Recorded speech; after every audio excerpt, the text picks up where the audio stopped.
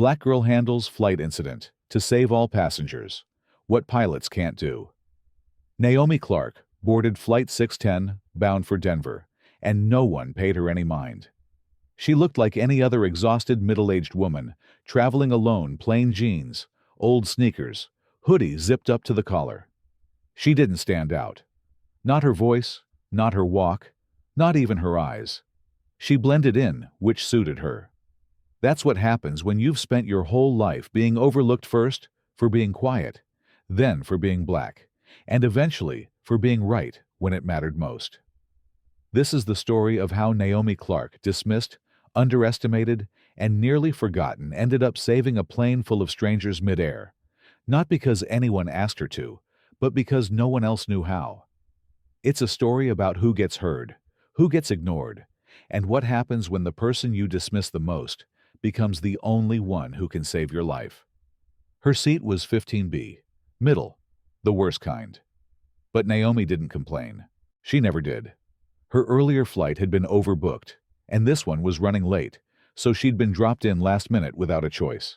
That seemed to be the theme of her week, of her year. She carried only a single duffel bag, stashed neatly beneath the seat. It had one change of clothes, a notebook, and an old military-issue flashlight, a habit she hadn't broken since her time in the Air Force. She wasn't flying for work. She wasn't on a panel, not giving a lecture, not returning from a conference. She was headed to a small hospice center outside Denver to see her sister. Stage 4. The kind of visit you don't talk about in detail. She hadn't told her students she was leaving, just left homework on the board and walked out. The man on her left in 15A was already grumbling about legroom. The woman on her right had fallen asleep the moment they reached altitude, earbuds, in head tilted, like she'd done this 100 times. Naomi opened the worn paperback in her lap, not a novel, but a systems diagnostic manual. Old Air Force edition, highlighted dog-eared personal. She ran her fingers over the diagrams without really reading. It calmed her. The announcement overhead was routine. Captain's voice, flat but friendly. Smooth flight, clear weather, estimated arrival ahead of schedule. Naomi listened without interest. Her eyes drifted out the window. A wide expanse of orange sky stretched across the clouds. The sun was beginning to dip, casting long shadows across the wings. It was peaceful. Almost too peaceful. Then, the lights flickered. Just once. A quick pulse overhead. Barely noticeable. No one reacted. Naomi frowned, her eyes narrowing slightly. A second flicker followed. Then, a stutter in the engine pitch. She felt it before she heard it, a drop in thrust, subtle but sharp, like a breath being held too long. Naomi reached down and tightened her seatbelt. The cabin was still calm. A flight attendant smiled as she passed. Naomi didn't smile back.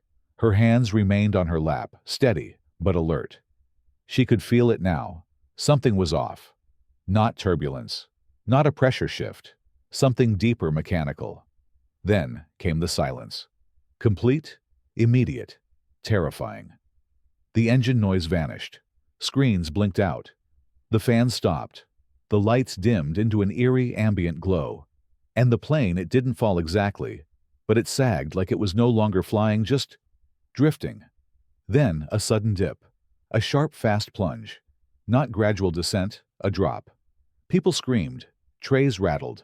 A baby cried out. Naomi closed her eyes and whispered, "Not again." The last time she'd heard that sequence of sounds, she was sitting inside a desert simulator in Qatar, running a failure scenario no one wanted to test until it happened for real 2 weeks later and killed 4 airmen. She had filed the report, warned them. They ignored her. Her hands moved fast. Mask on, bag out, flashlight between her knees. The oxygen masks dropped overhead. People panicked. A woman to her right couldn't get hers on and started crying. Naomi helped her, quickly pulled the strap, adjusted it. Then she turned back to the ceiling. No light, no hum, no system feedback, just the glide. A flight attendant's voice cracked over the intercom, barely holding composure. "We're experiencing a system error. Please remain calm." Her hands were shaking. Naomi leaned forward, straining to hear the cockpit. Radio static. Then, rudder not responding. Hydraulic line 3. Bleed failure. Naomi's blood went cold. She knew that failure. She knew it better than anyone in that cockpit probably did. And still, the captain didn't speak. No announcement. No plan. Naomi looked around. People were calling loved ones. One man was praying. A child somewhere screamed into her stuffed animal, and she sat there, in row 15B, her heart pounding her mind, racing, and she knew if she didn't stand up now, they were all going to die. Not because of fate, not because of the weather, but because no one else knew what she did, and no one was listening. Yet, Naomi didn't remember unbuckling her seatbelt, only the force in her legs as she stood. Around her, people gasped. One woman clutched her rosary tighter. A man in the row ahead turned around, eyes wide with panic and confusion. "Sit down! Are you crazy?" he snapped. Naomi ignored him. Her legs felt stiff, not from fear, but from the weight of decision. The last time she'd made a call like this, it had cost her a career. But this wasn't a courtroom. It was a falling aircraft. And she knew what needed to happen. A flight attendant rushed forward, arms out. "Ma'am, I need you to return to your seat," she said, voice high-pitched with tension. "Please, we're handling?" "You're not," Naomi said, calm but sharp. "If hydraulic line 3 has failed, and your rudder's unresponsive, your pilots have about 10 minutes before they lose full surface control. You've got backup bleed valves, bleeding out thrust. You don't have time to troubleshoot. You need someone who knows what that means." The attendant froze. Naomi met her eyes. "I'm a former Air Force flight systems engineer. I've written protocols for these failures. I've trained teams on dead power descent." Silence. Then, the attendant, trembling, turned toward the cockpit and whispered into the intercom. For a moment, Naomi thought they might shut her down. Protocol, after all, didn't cover passenger takes control. But then, the cockpit door cracked open. Just slightly. The captain stepped halfway into the aisle. Late 30s, sweat beading on his forehead, hands trembling faintly. "Which one is she?" The attendant pointed. Naomi stepped forward. "You said you worked flight systems 15 years, she replied. "Combat support.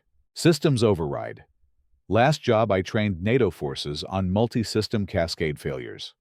The captain blinked. "What are you doing back in?" Coach Naomi gave a tight smile. "Just trying to see my sister." He hesitated. Then, "Come in." Inside the cockpit, it was worse than she'd expected. The co-pilot's headset was askew. One of the main screens had gone black. Another showed altitude readings, jumping erratically. Switches weren't responding. Naomi could feel the heat, not from the air, but from adrenaline and the scent of melting circuitry. One look told her they'd lost full power redundancy. "When did it start?" she asked. 12 minutes ago, the captain said. "Electrical surge. Backup power failed. We tried resetting the APU." "It won't reset." Naomi cut in. "Check the bleed air override." The co-pilot gave her a blank stare. "We tried the backup generator." Naomi moved closer to the panel. "That's why your rudder's dead. Pressure valves are locked open. You're bleeding off thrust without rerouting airflow." "May I?" The captain nodded almost too quickly. She toggled 3 switches carefully, then paused. "Try your rudder." Gently. He pressed. The pedals responded slightly, but enough. His eyebrows lifted. "It's not stable," Naomi said. "But it's something. You've got maybe 70 miles in this glide path. Pick a landing site, now." The co-pilot checked the maps. "There's a backup strip near Plains Junction. Emergency use only." Naomi nodded. "Take it. Start a gradual bank. You don't have the yaw for anything tight." The captain exhaled shakily. "You just saved this plane." Naomi didn't respond. Her mind was still racing. This was only half the battle. Reclaiming basic directional control meant they might not fall from the sky, but landing without gear, without power, assist without flaps. That was another matter entirely. "Tell me fuel status," she said. The co-pilot tapped the dead screen. "Can't get a read." Naomi leaned over. The secondary panel still showed flickering light near the left wing tank. You've got vapor pressure. Left side's unstable. That wing needs to stay up during touchdown. You're suggesting a tilted belly landing, the captain asked. I'm saying your other option is combustion, she replied. He went quiet. Outside the cockpit, the cabin was eerily still now. The sound of praying crying calls had faded. Naomi knew what that meant. Shock. The kind that sinks into the body before pain can. They'd hit that phase. She didn't have long. She turned to the captain. Lock this door. I'm going back for 1 minute. Someone needs to explain what's happening before people lose it. The captain hesitated, then nodded. The cockpit door buzzed open. Naomi stepped out halfway down the aisle to a woman gripping her tray table with shaking hands. Her child was crying quietly beside her. They said you knew, the woman whispered. Are we going to die? Naomi crouched beside her. No, she said softly. You're going to walk off that plane holding your daughter. Understand me? The woman nodded, sobbing quietly. Naomi stood and addressed the row. Stay low.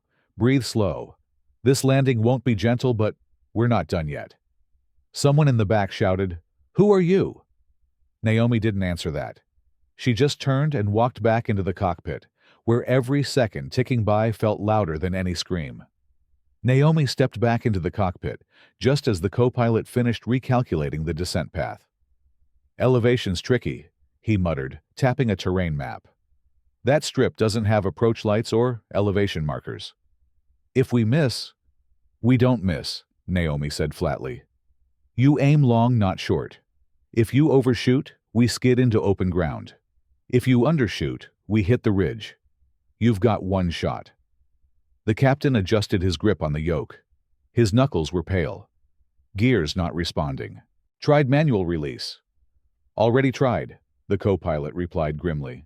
No hydraulic assist, and we can't force it without risking destabilizing both doors. Naomi leaned over and scanned the fuselage readings. Then we go belly down. Right side tilted. Left wings holding vapor pressure. If it scrapes first, we're fire and wreckage. You keep it off the ground. The pilot inhaled sharply. You're sure I'm sure of what happens if you don't? He nodded once, then adjusted trim settings. Flaps unresponsive. All glide. We're flying a dead bird. No, Naomi said. We're guiding it. Below them, the plains of western Nebraska rolled like a faded quilt. Fields, tree clusters, empty space. The airstrip wasn't visible yet, but it was coming and fast. The descent had already begun, slow but unrelenting. Naomi could feel it in her bones. The slight pressure in her ears. The subtle change in the vibration of the fuselage. In the cabin behind them, there was silence now. Not peace, just the kind of silence people slip into when there's nothing left to do but wait. Naomi had seen it before in medevac flights and emergency drills that ended with body bags. That silence meant people had made peace with whatever came next. She wasn't ready to let them accept that. She pointed to the cockpit mic. Speak to them. The captain hesitated. Naomi didn't move. He picked it up. This is your captain. He began, voice cracking slightly. We've experienced a system-wide power failure. We're making a controlled emergency landing. I need you to stay seated, oxygen masks on.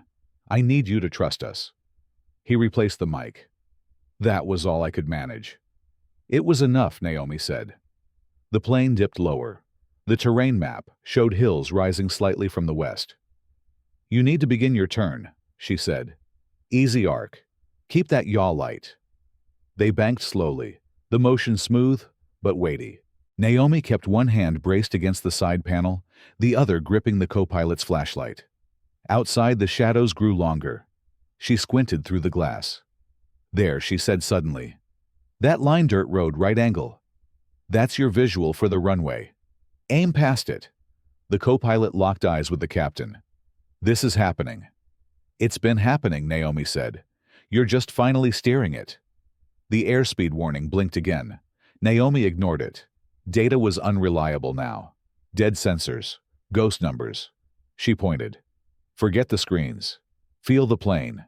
The captain tightened his grip. If this goes sideways, then it goes sideways with your hands on the stick, Naomi said. That's all that matters. At 3,000 feet, the hills looked taller than they should have. The field was visible now, uneven half gravel, maybe 2,000 feet across. Not regulation, not safe, but enough. The co-pilot whispered, "No gear, no flaps crosswind from the south." Naomi met the captain's eyes. "Ready, no," he said. "Let's go anyway." They leveled out. Naomi leaned forward. "Keep the left wing high. Come down soft on the right. Front hard. Drag it. You want sparks, not flames." The wind buffeted the frame. The nose dipped. Then the ground surged upward to meet them. The ground surged upward like a wave of earth trying to swallow them whole. Naomi's breath caught just as the nose hit first, not with a crash, but a brutal scrape. Metal screamed. The right side of the plane dug in hard gravel, and dry dirt exploding in bursts beneath them. Sparks sprayed from beneath the fuselage, a shower of orange fire. Naomi gripped the side panel muscles locked. The captain fought the yoke with white-knuckled fists, guiding a plane that no longer wanted to obey. "Hold the tilt," Naomi shouted. The left wing teetered in the air, smoke already streaming from the housing near the vapor-pressured tank. The captain adjusted again, tilting the nose just enough to keep it off the angle of collapse. The tail bucked once, then again. The cabin behind them roared with noise, metal shrieking, passengers screaming, oxygen masks whipping free, overhead bins slamming open. Something heavy crashed in the rear. The co-pilot's voice cracked. "We're rotating, tails not locking," steady, Naomi said. "Let her slide." The plane did exactly that, skidded, twisted, bucked, and then stopped, violently. Naomi felt her entire frame slam forward. The captain's shoulder jerked out of line. For one disoriented second, there was no motion at all. Just dust, hissing, the terrible silence of survival. Then the co-pilot whispered, "Did we?" Naomi reached over and shut down the remaining switch manually. "Yeah, you did." She turned and looked through the narrow slit of the cockpit door's window. Chaos. Passengers' dazed masks dangling overhead compartments splintered, one woman screaming, while holding another who bled from a small gash across her forehead. But they were alive. All of them. She opened the door. "Listen to me."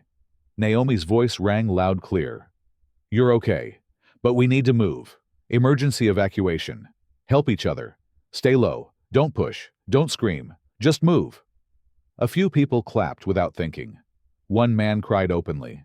A child whimpered but started crawling toward the aisle. Naomi turned back to the cockpit. "Emergency hatch release. Now." The captain didn't hesitate. "Yes, ma'am." They popped the rear hatch first. A blast of hot air and dust whipped through. Naomi was the first to step onto the makeshift ground, not a runway, but a dirt field overrun with gravel and patchy grass. It smelled of fuel metal and fear. She turned back and started guiding people out one by one. "Hand me the kid you next, help her walk, lean on me. Take it slow. It's just dirt. You're okay." A woman collapsed in her arms halfway out the hatch. Naomi held her, steadying both their weights, and passed her off to a man who hadn't spoken the entire flight. He just nodded and took her away. Naomi kept going. Her legs burned, her hands ached, but she didn't stop. The captain stumbled out minutes later, uniform-soaked, sleeve-torn, eyes glazed in shock. He stared at Naomi like he didn't know whether to salute or weep.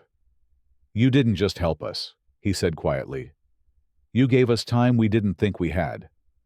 Naomi didn't answer. Not yet. Her focus was still on the line of passengers stumbling into daylight, coughing, sobbing, blinking like survivors pulled from some deep underwater place. In the distance, a siren wailed. County fire. Maybe EMS. But still too far. It had been them, just them, for the entire fall. And it had been enough. Then at last, Naomi stepped aside and let the reality hit her. She had brought a plane down from the sky, with nothing but instinct knowledge, and the decision to stand up when no one else would. Her knees finally shook. Naomi's knees trembled beneath her. but she stayed upright. Around her, passengers began to gather in uneven clusters, some clutching phones, others just each other. A woman with a torn sleeve sobbed into a stranger's shoulder. A man dropped to his knees and kissed the dirt. Children clung to parents, silent, shaken. Naomi stepped away from the hatch, not because her job was done, but because her body was finally catching up to her mind. Her breath hitched. Her palms stung. She tasted blood from where she must have bitten her lip at impact. The captain came up behind her, slow, deliberate. "Hey," he said gently. "I don't think I ever got your name." She blinked at him. "Naomi." He exhaled. "Naomi? What Naomi Carter?" He repeated it softly, like trying to memorize something sacred. "Naomi Carter. I'll never forget that."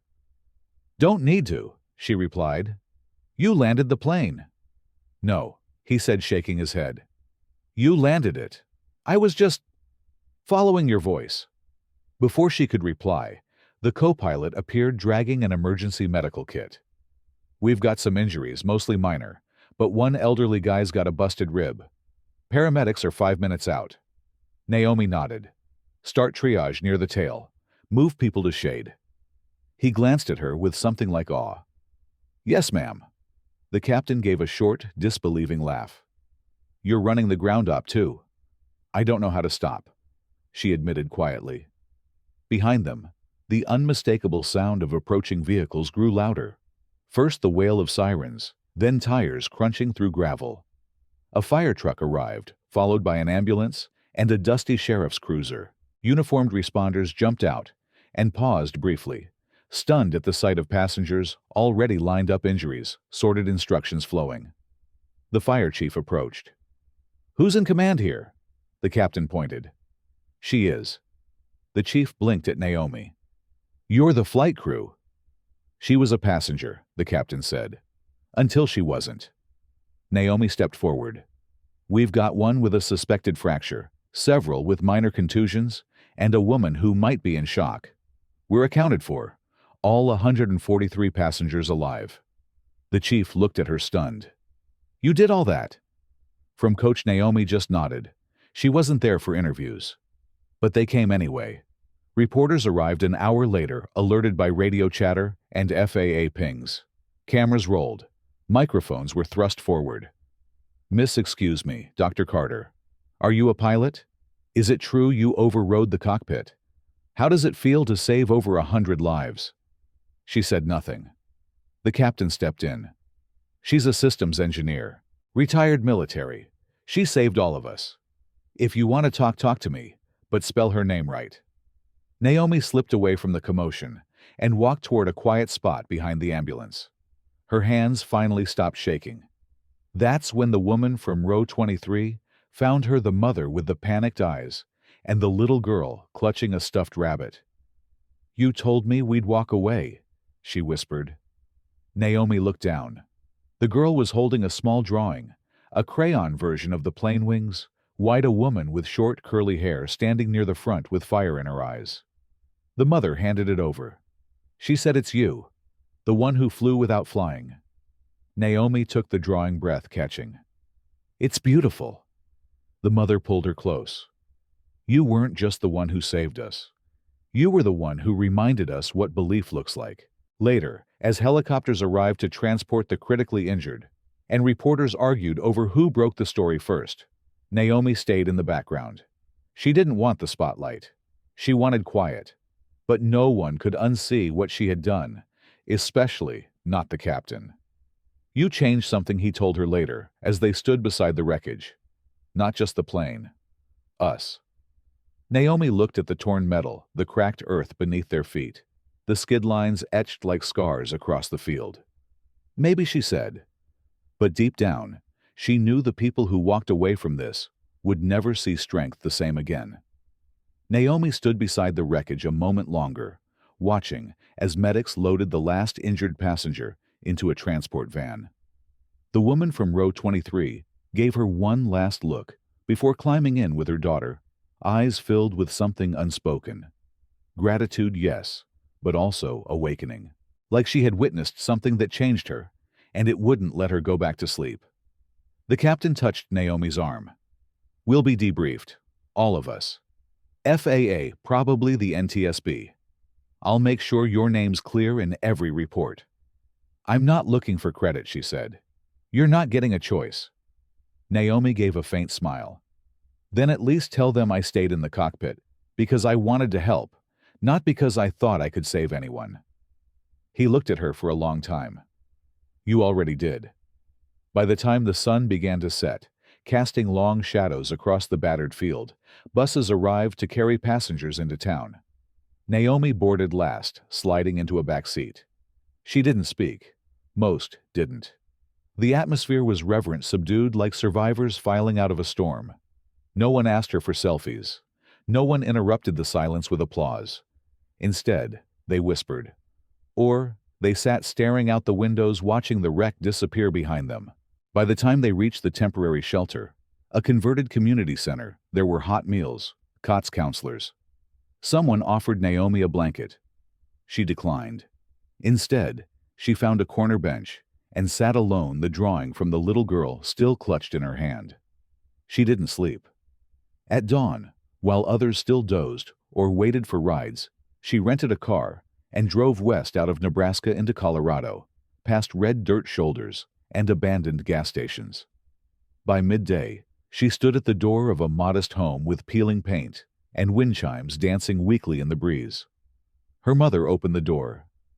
"I knew it was you," she said, voice rasped by age, but steady. "I saw the news, saw the footage. Those eyes don't lie." Naomi didn't answer.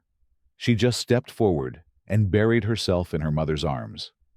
They sat for hours, not talking much, just sipping tea, watching the sky shift above the mountains, and allowing the weight of the past 2 days to finally settle. "I wasn't sure we'd make it," Naomi admitted quietly. "You didn't need to be sure," her mother said. "You just needed to act like it." That night, Naomi lay on the couch and stared at the ceiling. She felt no pride, no heroic swell, just exhaustion, and something deeper. The ache that comes when responsibility crashes into fear and doesn't leave space to break down until the job is done. The next week, she returned to Amarillo. Students lined the hallway outside her lecture room. They clapped when she entered. She raised her hand. "Sit down. We've got work to do." A senior asked, voice cautious. "Professor Carter, did you really land a plane?" Naomi didn't nod. She didn't confirm. She just looked at them, the future engineers, designers, pilots, and said, "I stopped it from crashing." That's not the same thing. But the room shifted. They didn't just see a professor anymore. They saw someone who had walked through fire and come out carrying 143 strangers. News crews waited outside the building that day. She slipped through the back door. Emails flooded her inbox: scholarship offers, speaking engagements, even a federal inquiry about contributing to civilian aviation safety boards. She ignored most of them. But she replied to one. It was from a flight crew training center in Nevada. They asked if she'd consider designing new emergency simulation protocols, something that accounted for human instinct and non-traditional expertise. She said yes. Weeks later, during a panel on flight preparedness, someone from the audience asked, "Do you think it's dangerous to rely on passengers with unusual backgrounds in emergencies?" Naomi's reply was short. "It's more dangerous to ignore them." The applause was quiet, respectful. In the back of the room, a teenage girl clutched a small sketchbook. Naomi spotted her. The girl came up after and said, "I want to be an engineer now." Naomi smiled. "Then do it. Don't wait for permission." She left before anyone could say more. Because some stories don't need epilogues. They just need to be remembered and passed down, like maps drawn by those who flew dead planes and still found a place to land. Naomi didn't stay for the second day of the aviation panel. She slipped out after the girl with the sketchbook, smiling quietly to herself. That was enough. She had said what mattered. The rest, the applause, the headlines, the invitations to appear on morning shows all felt like echoes from a life she'd never asked to live. Back in Amarillo, things didn't go back to normal. They evolved. Her students no longer asked her to justify her authority. They leaned forward when she spoke.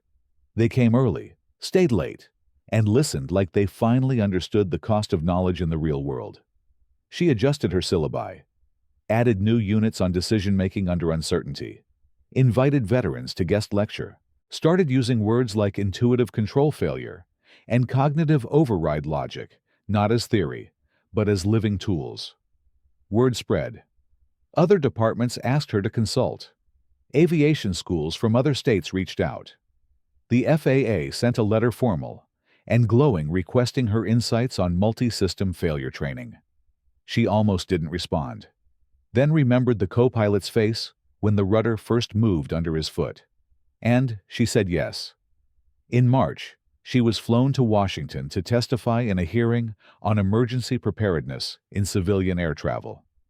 The room was sterile, high-ceilinged, filled with men in suits. One senator asked Dr. Carter, "What compelled you to act that day when no one else did?" Naomi met his eyes. "I didn't wait to be asked." "And you believe that protocol should allow for such action?"